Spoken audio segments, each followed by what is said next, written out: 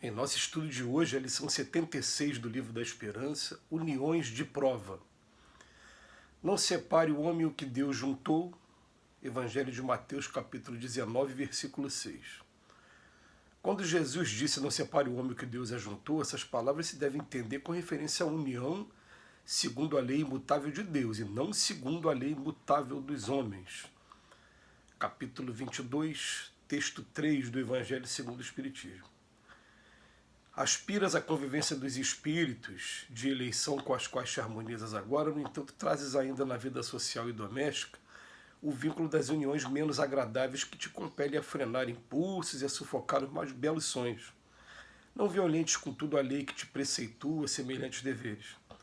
Arrastamos do passado ao presente os débitos que as circunstâncias de hoje nos constrangem a revisar.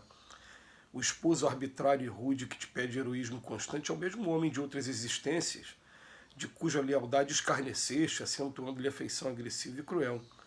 Os filhinhos doentes que te desfalecem nos braços cancerosos ou insanos, idiotizados ou paralíticos, são as almas confiantes e ingênuas de anteriores experiências terrestres que impeliste friamente as pavorosas quedas morais. A companheira intransigente, obsidiada a envolver-te em farpas magnéticas de ciúme, não é outra senão a jovem que outrora embaíste com falsos juramentos de amor, enredando-lhe os pés em degradação e loucura.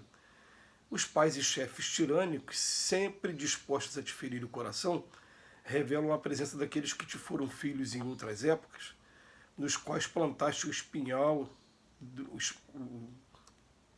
espinheiral do despotismo e do orgulho, hoje contigo, para que lhes renove o sentimento ao preço de bondade e perdão sem limites. Espíritos enfermos, passamos pelo educandário da reencarnação, qual se o mundo transfigurado em sábio anestesista nos retiveste no lar para que o tempo, a afeição de professor devotado, de prova em prova, efetue a cirurgia das lesões psíquicas do egoísmo e vaidade, viciação e intolerância que nos comprometem a alma. À frente, pois, das uniões menos simpáticas, saibamos suportá-las de ânimos firmes. Divórcio, retirada, rejeição e demissão, às vezes, constituem medidas justificáveis nas convenções humanas, mas quase sempre não passam de moratórias para resgate em condições mais difíceis com juros de escorchar. Ouçamos o íntimo de nós mesmos, enquanto a consciência se nos aflige, na expectativa de afastar-nos da obrigação perante alguém, vibra em nós o sinal de que a dívida permanece. Me lembrei de uma vez que foi relatado por um palestrante bastante até conhecido, que ele foi ter um encontro com o Chico Xavier, e quando ele chega com o Chico Xavier, ele fala: Chico, eu não consigo entender por que depois desses anos todos, dentro da doutrina, me dedicando ao trabalho de divulgação, e eu não consigo me relacionar bem com meu filho de jeito nenhum, tenho um problema sério com meu filho. E aí o Chico, daquele jeitinho dele, né, ele fala assim: olha, eu vou te revelar uma coisa porque você tem merecimento, tem condições de saber disso, que é uma coisa que não se fala para qualquer pessoa. Mas Emmanuel que está do meu lado dizendo que como é que você quer que o teu filho tenha um relacionamento bom com você se na experiência passada você o assassinou para ficar com a mulher e o patrimônio dele. E ele ficou com aquela mensagem na cabeça, e a gente tem que tomar um cuidado às vezes quando vai contar essas histórias, porque às vezes a pessoa vai achar que toda dificuldade que ele tem no relacionamento conjugal ou dentro da família vai decorrer de situações parecidas como essa, e como não. A gente falou no estudo passado que, em primeiro lugar, o maior obstáculo dentro do nosso relacionamento é o nosso próprio egoísmo, a nossa própria vaidade, o nosso próprio orgulho. Mas o Emmanuel vem chamar a atenção para a gente o seguinte, que esse esposo arbitrário, os filhinhos doentes, a companheira intransigente, os pais e chefe tirânico, quer dizer, ele falou só aqui da família mais próxima mesmo, aquela família assim, a esposa, esposo e filhos e os pais, os mais próximos mesmo. É linha colateral, como diz, não, é linha reta. Os parentes colaterais, não, ele está falando aqui, nessa árvore genealógica mesmo. E ele vem chamando a atenção, né, para alguns parágrafos que fatalmente a gente vai se enquadrar em algum deles, a gente vai conseguir enxergar alguma coisa acontecendo em algum deles aqui. Ele só vem chamar a atenção para a gente de uma coisa, né? Por isso que até o texto começa dessa maneira. O divórcio é lei humana. O divórcio é uma lei que, quando o Livro dos Espíritos foi lançado em 1857, nem se pensava ainda, né, em trazer para a legislação humana. Só para um detalhe, o divórcio, a lei de divórcio aqui no Brasil é de 1973.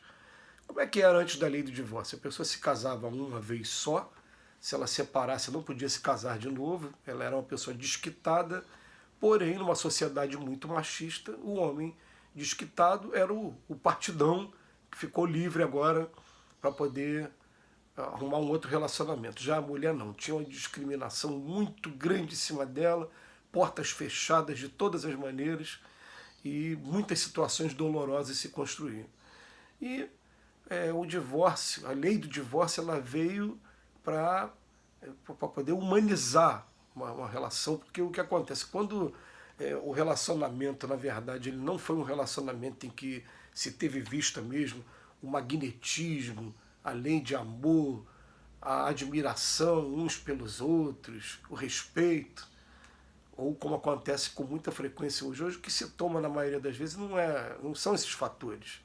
A pessoa vai ver a beleza física, vai ver se a pessoa tem poder, se tem situação financeira boa, e aí, não observando as características espirituais, acaba entrando em caminhos complicadíssimos, que conforme a idade vai chegando e a virilidade, né, daquela época mais jovial vai passando, você vai ficar só com os problemas e fatalmente a gente conhece dezenas, centenas de casos que acabam parando nas varas de família, da justiça, para poder estar estabelecendo o divórcio. Então o que acontece? Não é que você seja obrigado a se casar para sempre, ficar casado para sempre. Agora ele vem trazendo aqui uma situação para a gente, de que são muitos casos aqui na Terra de uniões de prova, e que ele deixa só essa informação para a gente. Ó. Divórcio, retirada, rejeição e demissão, às vezes constituem medidas justificáveis nas convenções humanas. Mas quase sempre, e a gente guarda isso, não passa de moratórias para resgate em condições mais difíceis. O que é a moratória? A moratória você vai adiar.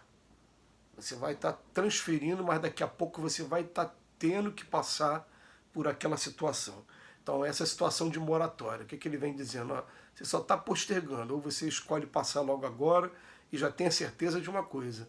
O passar logo agora vai te proporcionar um melhor conhecimento da situação, do que daqui a pouco poder passar tudo de novo, ter que passar por aquilo, porque enquanto não se cumprir o último iota, como dizia Jesus, a gente não vai seguir a nossa jornada, aí você vai ter que passar tudo de novo e de repente em condições mais difíceis, em condições mais complicadas. Então ele bota aqui, ouçamos o íntimo de nós mesmos. Enquanto a consciência se nos aflige na expectativa de afastar-nos da obrigação perante alguém, vibra em nós o sinal de que a vida permanece. Essa mensagem final é uma mensagem assim, das mais importantes, porque chega uma hora que a própria consciência ela começa a acusar a gente. Então, eu me lembro daquela música do Gonzaguinha, só sinto no ar o momento em que o copo está cheio e que já não dá mais para engolir. Aí, de repente, você toma aquela decisão e se afasta de vez, mas quando você se afasta, a sua voz da consciência fica o tempo todo acusando, falando, olha, você está tomando o caminho errado. E aí você fica violentando a sua consciência, e cada vez que você violenta a sua consciência, você está fazendo mal a você mesmo. Isso aí não precisa nem dizer, né? Porque a gente, alguma coisa está dizendo para a gente que a gente está tomando o caminho errado, a gente insiste em tomar o caminho errado, a gente está violentando a nossa consciência. Então, a consciência, a voz da consciência é a voz de Deus dentro da gente. A gente vai ouvir. Quando eu falo voz da consciência, eu conheço amigos, por exemplo, que não aguentavam mais ficar com os pais, perto dos pais, queria se mudar, né, com a família, com a esposa e com os filhos para longe dos pais, mas a consciência bate, eu não posso ficar longe dele, que eles precisam de mim. E ele ficou nessa luta durante algum tempo. A consciência vai sempre acusar aonde está o nosso compromisso maior e é a voz mais segura. Mas ninguém é obrigado a ficar casado com ninguém se não tiver condições mesmo. Né? A gente vai fazer esse balanço, cada um entre nós. Que Jesus nos abençoe hoje e sempre.